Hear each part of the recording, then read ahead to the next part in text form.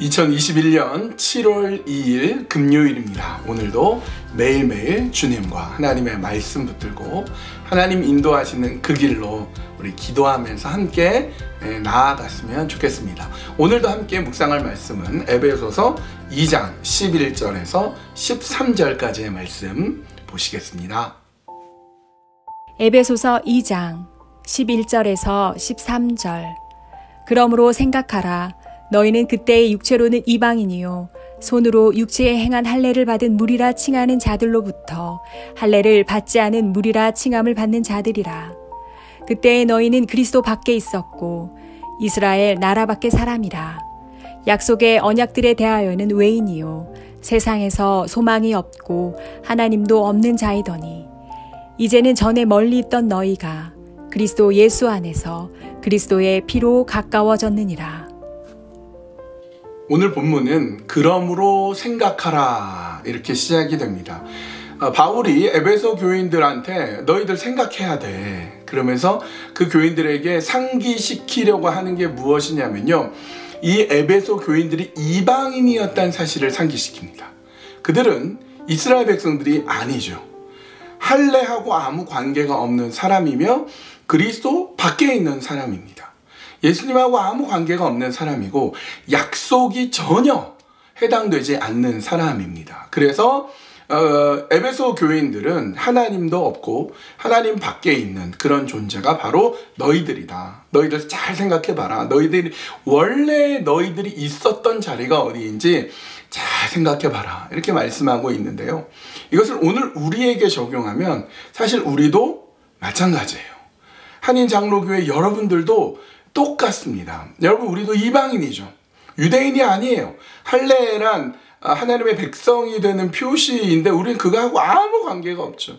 율법과는 아무 관계없는 사람이고 그리스도 밖에 있는 사람이며 어떤 약속에도 참여할 수가 없고 하나님과 관련 없는 사람입니다.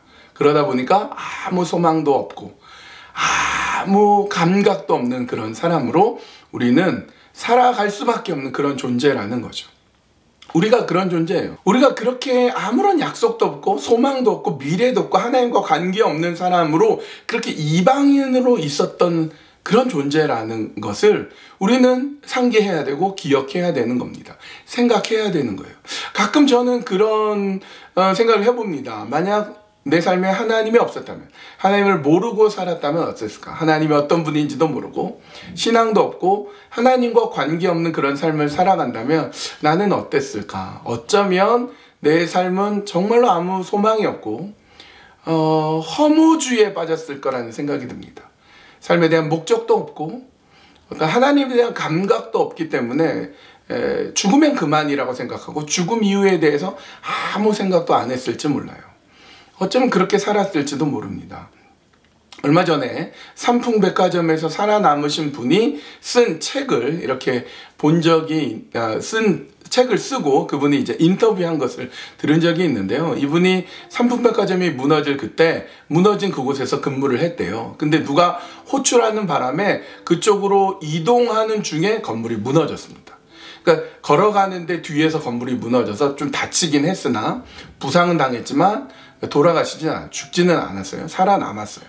근데 굉장한 트라우마에 시달리고 어디에 빠지게 되냐면요, 허무주의에 빠졌대요. 삶과 죽음의 경계선이 몇 발자국 안 되는 거예요. 몇 발자국만 뒤에 있었으면 죽었던 거예요. 근데 이렇게 몇 발자국 안 되는 게 삶과 죽음으로 갈라지면 살아서는 뭐하냐, 죽은 건 무슨 의미가 있느냐, 돈은 벌어서 뭐하고 공부는 뭐하냐, 이런 어떤 굉장한 허무주의에 빠졌다고 얘기를 하더라고요. 저도 그랬을 것 같아요. 하나님이 없었다면 굉장한 허무주의에 빠지고 인생이 무슨 의미가 있을까? 공부는 왜 할 필요가 없고 돈은 벌어서 뭐하리? 무슨 의미가 있으리? 이렇게 생각했을지도 모릅니다. 그게 우리가 있었던 자리예요. 근데 하나님께서는 그런 자리에 있는 우리를 끄집어내셔서 일으켜 주셔서 하나님과 가깝게 만드셨어요. 예수 그리스도 피로 인해서 하나님과 우리 사이가 가깝게 됐고 드디어 소망이 있고 드디어 가능성이 열리고 의미가 생기게 되었습니다. 그것이 우리의 모습입니다.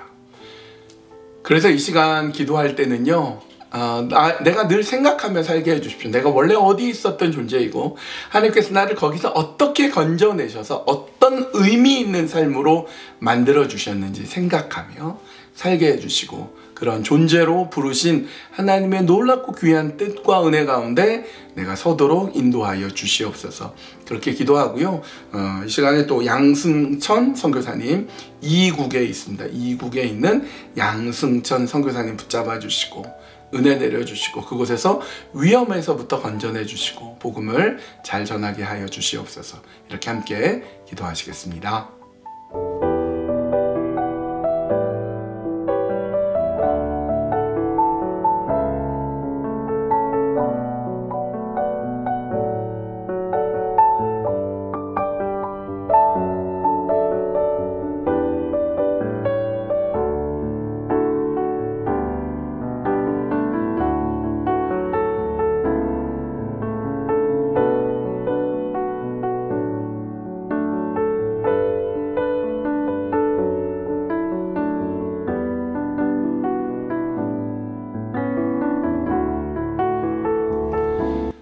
하나님, 전에는 하나님과 멀어졌던 저였습니다. 하나님과는 아무 관계가 없었고 내가 어떤 자리에 어떤 위치에 있었는지 하나님 말씀을 통해서 끊임없이 상기시켜 주실 때 내가 어떤 은혜를 받고 어떻게 하나님과 가꾸어졌는지를 기억하게 해주시고 생각하게 해주시고, 그래서 은혜 입은 자로서 살아가는데 조금도 부족함 없도록 붙드시고 이끄시고 인도하여 주시옵소서.